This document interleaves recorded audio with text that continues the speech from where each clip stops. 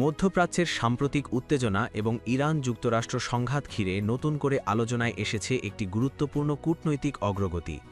বিশ্লেষকদের মতে এই সংঘাত শুধু সামরিক ক্ষেত্রেই নয়, বরং অর্থনৈতিক ও কূটনৈতিক ক্ষেত্রেও বড় ধরনের পরিবর্তনের ইঙ্গিত দিচ্ছে।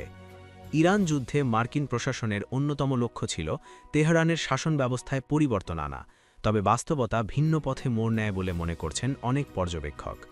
সাবেক মার্কিন প্রেসিডেন্ট ডোনাল্ড ট্রাম্পের প্রশাসন এই সংঘাতের মাধ্যমে দ্রুত ফলাফল প্রত্যাশা করলেও দীর্ঘ 1 মাসেরও বেশি সময় ধরে চলা উত্তেজনা পরিস্থিতিকে আরও জটিল করে তোলে।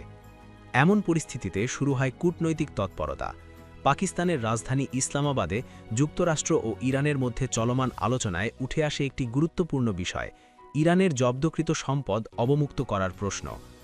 আন্তর্জাতিক সংবাদ মাধ্যম রয়টার্সের বরাতে জানা গেছে, কাতারসহ বিভিন্ন দেশের ব্যাংকে আটকে থাকা ইরানের সম্পদ আংশিকভাবে ছেড়ে দিতে সম্মত হয়েছে যুক্তরাষ্ট্র।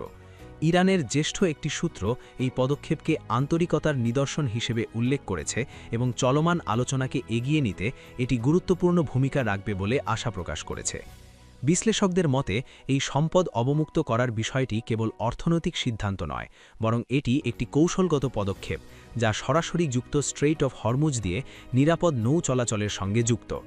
বিশ্বের অন্যতম গুরুত্বপূর্ণ জ্বালানি পরিবহন পথ হিসেবে পরিচিত এই প্রণালী দিয়ে তেলবাহী জাহাজের নিরাপদ চলাচল নিশ্চিত করা এখন বৈশ্বিক অর্থনীতির জন্য অত্যন্ত গুরুত্বপূর্ণ হয়ে উঠেছে।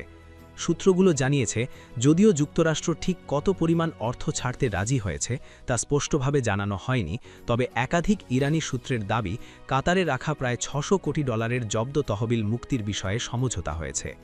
এই তহবিলের ইতিহাসও বেশ গুরুত্বপূর্ণ।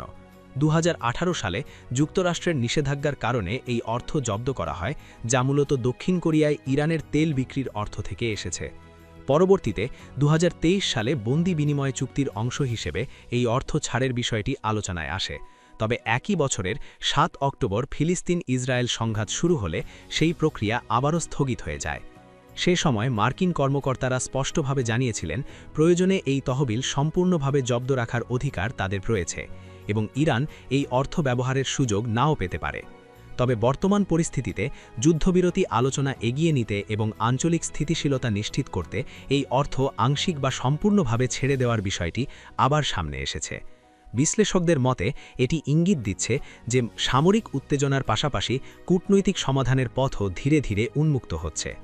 সব মিলিয়ে মধ্যপ্রাচ্যের এই জটিল পরিস্থিতিতে প্রতিটি সিদ্ধান্তই এখন কেবল আঞ্চলিক নয়, বরং বৈশ্বিক প্রভাব ফেলছে। ইরান যুক্তরাষ্ট্র সম্পর্কের এই নতুন অধ্যায় শেষ পর্যন্ত কোথায় গিয়ে দাঁড়ায় সেদিকেই নজর এখন বিশ্ববাসীর।